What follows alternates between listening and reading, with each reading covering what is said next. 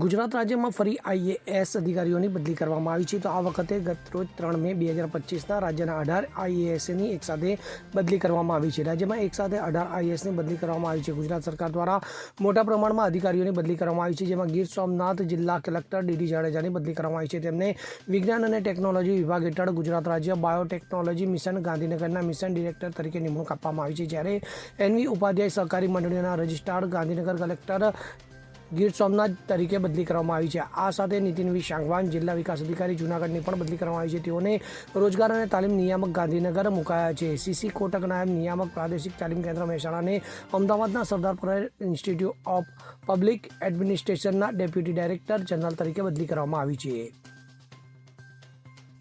Bureau report CN24 news. હવે જુઓ દેશ દુનિયાની તમામ ખબરો તમારી આંગળીના ટેરવે. ઉઠાવો મોબાઈલ અને Google Play Store પરથી ડાઉનલોડ કરો અમારી CN24 ન્યૂઝ મોબાઈલ એપ.